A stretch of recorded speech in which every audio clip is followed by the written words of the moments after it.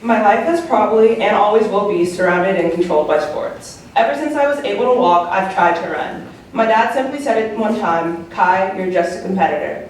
I'm grateful for my parents allowing me to try different sports and giving me the chance to be the best athlete I could be. As my senior year comes to an end, so does my adolescent career with these sports. To close out this chapter in my life, I decided to write letters to three of the sports I played, starting off with the most recent, basketball. Dear basketball, words can't describe the mixture of emotions I feel right now, talking about you. Never in my life, in any sport I've played, have I felt like the weakest link until this sport. You seemed like my worst enemy when I joined the team freshman year, since I was behind all the other girls in skills, knowledge, and the ability to make a left-handed layup. It definitely struck my confidence down a bit with all the dreaded 17s and dozens of play I was supposed to know, but couldn't get. I honestly disliked the sport so much that even after winning CIF and going to the state championship, I still decided to not return for the next 2 years. Yet senior year comes around and I see myself wanting to play for old time's sake. Why did I want to put myself through that again? Because I like to win and I needed the conditioning, but I gained something better out of the sport this year. A crazy friendship between all the girls on the team and seasons worth laugh of adventures that can never be recreated, like our 5-hour van ride to Central California and our trek through Manhattan, New York. I gained an appreciation for a sport I once hated, but now seem to enjoy playing and watching. And it's unexpected, yet heartwarming. So thank you, basketball, for the laughs, the tears, and most importantly, the pizza parties. Dear track and field, I will always say you were my favorite sport because it was the only sport I've never been behind or trying to catch up with the rest. I was actually ahead of the pack for once. Thank you for the 6 junior Olympic medals, 25 regional championships, and 132 other medals from various meets. The blood, sweat, and tears and time put into you were well worth it. The numerous birthday parties and summer vacations I missed during my childhood seems like it would have ruined my socialization skills. But waiting at the high jump pit and talking to all the other jumpers seemed to make up for it. You taught me to be versatile and have perseverance in the heptathlon, where young girls push their bodies to their limits as they compete in the 100-meter hurdles, high jump, shot put, long jump, and 800 meters all in one day. It is only something a select few can handle. You also taught me that you can never be perfect. There's no limit in track. There's always another record to be broken again and again. There's no maximum time, jump, or throw you can reach. So thank you, track, for shaping my work ethic for the better. And I will hopefully be back in the pit next year, running and jumping for a different team. Finally, volleyball. Dear volleyball, I'm so grateful for all the opportunities you have given me. Playing all across the country and against the most elite teams has definitely been a blessing, and so has the opportunity to play out internationally as well. Club volleyball has taught me the value of time and not to waste it, if possible. Thank you for also allowing me to be able to play for Mizuno Long Beach. I love the club so much, and after 4 years, it feels like I live at the gym sometimes. But because of Mizuno, I was able to be placed on a team that allowed me to get exposure for college recruiting, but also allowed me to have some of the craziest adventures with my teammates. Without you, I would have never been able to meet my closest friends who pushed me to be a better volleyball player, but also a better friend. And without you, I probably would not have looked into West Point, let alone go there. So thank you, volleyball, for helping me onto the path of success. I look forward to my last 4 years playing in college. After this speech, you probably think I'm obsessed with athletics, which is true.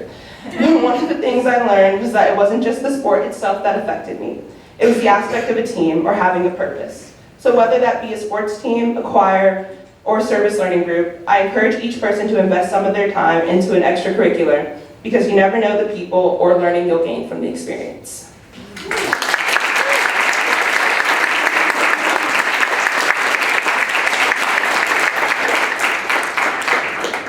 To all my coaches, thank you for your time and effort into helping me be a better player in whichever sport I played. Your hard work has never gone unappreciated. Coach Megan and Coach Pitani, thank you for always asking about my athletic endeavors and giving me advice for my future college athletics. Coach Carlos, thank you for being the first volleyball coach who really saw my potential and believed in me. You really taught me most of what I know about volleyball and helped me with recruiting even after not being my coach anymore. Thank you for the dozens of late privates with Nolani and myself. Your advice and coaching will never be forgotten. All of my teachers, thank you for dealing with my perfectionist mentality throughout my classes and having patience when I still can't grasp a concept yet that the whole class has. It means a lot.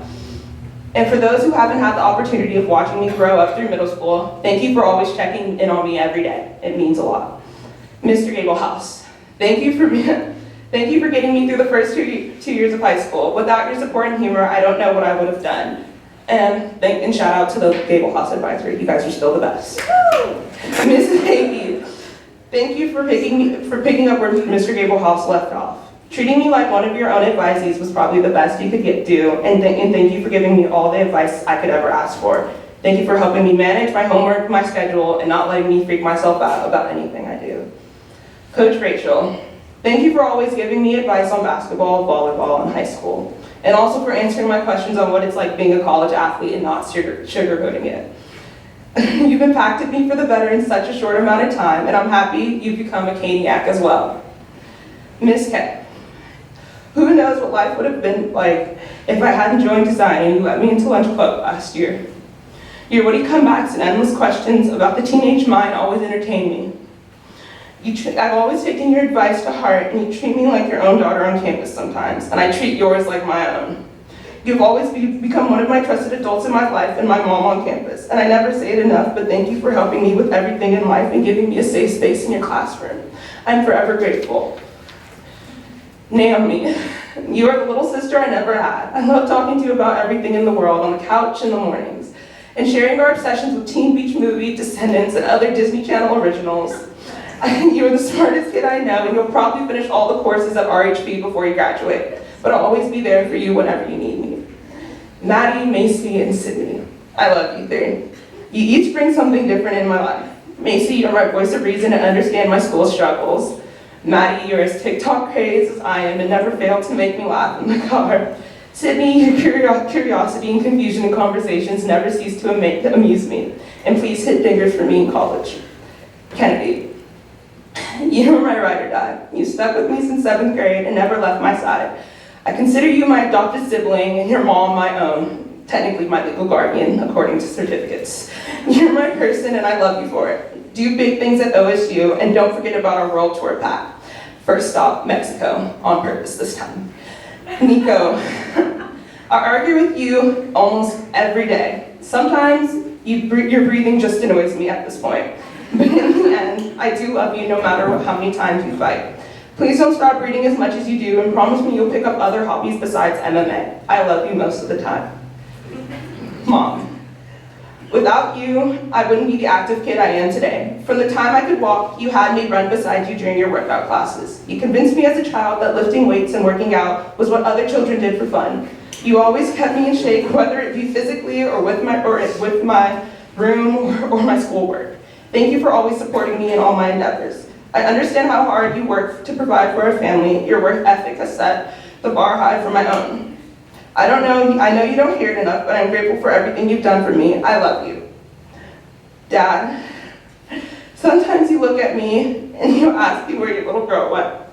You recall the times when I was a chubby little girl and who always ran to you when you picked me up from Mimi's daycare.